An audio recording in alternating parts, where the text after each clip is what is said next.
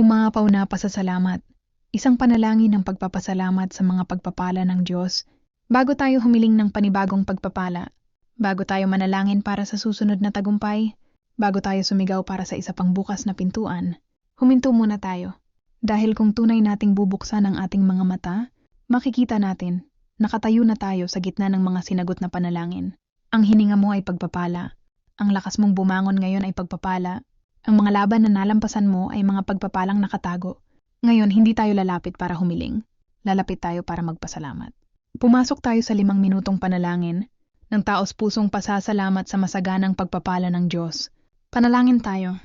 Aming Ama sa Langit, lumapit kami sa iyo na may mapagpakumbaba at pusong nagpapasalamat. Panginoon, ngayon pinipili namin ang magpasalamat, hindi dahil perpekto ang lahat, hindi dahil naging madali ang buhay, kundi dahil ikaw ay naging tapat. Salamat po sa kaloob na buhay. Salamat sa pagising sa amin ngayong umaga. Salamat sa hininga sa aming mga baga, sa lakas sa aming katawan at sa pag-asa sa aming espiritu. Ama, nagpapasalamat kami sa mga pagpapalang nakikita namin, and maging sa mga pagpapalang hindi namin agad napansin. Salamat sa mga pintuang binuksan mo. Salamat sa mga pintuang isinara mo na magdadala sana sa kapahamakan. Salamat sa mga panalangin iyong sinagot, at maging sa mga panalangin iyong inantala dahil sa iyong pag-ibig. Panginoon, salamat sa iyong pagtustos. Pinunan mo ang aming mga pangangailangan. Gumawa ka ng paraan kung saan tila walang paraan. Nang kapos kami sa pananalapi, tinustusan mo kami. Nang tila kakaunti ang oportunidad, lumikha ka ng bagong daan. Salamat sa pamilya, sa mga kaibigan, sa mga taong nagpalakas ng loob namin noong kami ay nanghihina, sa mga tumayo sa tabi namin sa gitna ng bagyo, at maging sa mga umalis. Dahil sa pamamagitan nila, tinuruan mo kami ng katatagan at lubos na pagtitiwala sa iyo. Ama, salamat sa iyong proteksyon. May mga panganib na hindi namin nakita, mga aksidenteng hindi nangyari, mga pag-ataking hindi nakalapit sa amin, mga plano ng kaaway na hindi nagtagumpay. Ikaw ang aming kalasag. Ikaw ang aming tagapagtanggol. Ikaw ang aming kanlungan. Panginoon, salamat sa paglago. Salamat sa mga pagsubok na humubog sa aming pagkatao, sa mga paghihirap na nagpatibay sa aming pananampalataya, sa mga luha na nagpalalim sa aming malasakit. Nagpapasalamat kami sa mga aral na natutunan sa mahihirap na panahon, dahil ang mga panahong iyon ang nagpalakas at naglapit sa amin sa iyo.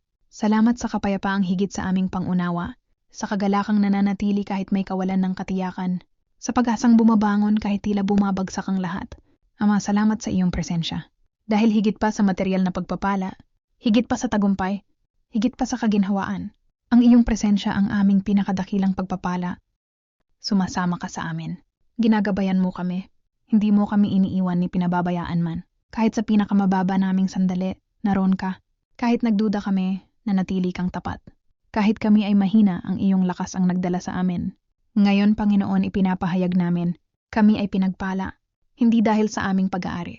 Hindi dahil sa aming mga tagumpay. Kundi dahil kami ay sa iyo. Turuan mo kaming mamuhay na may pusong nagpapasalamat araw-araw. Naway maging paraan ng pamumuhay ang pasasalamat. Hindi lamang reaksyon. Tulungan mo kaming bilangin ang aming mga pagpapala kaysa sa aming mga problema. Naway baguhin ng pasasalamat ang aming pananaw.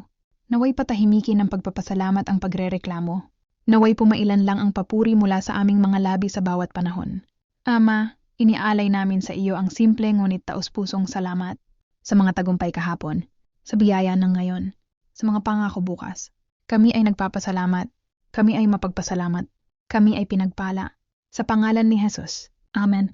Kung nakikinig ka ngayon at napagtanto mong mas naging mabuti ang Diyos sa iyo kaysa sa inaamin mo minsan, huminto ka sandali.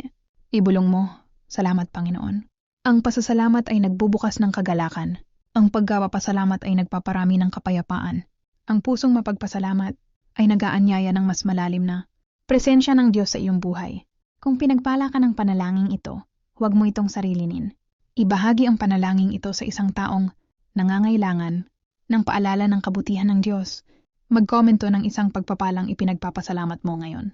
At magpasya ka ngayon din, mamuhay araw-araw na may pusong mapagpasalamat. Dahil kapag pinasasalamatan natin ang Diyos sa kung anong mayroon tayo, mas lalo nating nakikita kung gaano tayo tunay na pinagpala. Manatiling mapagpasalamat, manatiling tapat, at patuloy na magtiwala sa Diyos na hindi kailanman pumalya. God bless.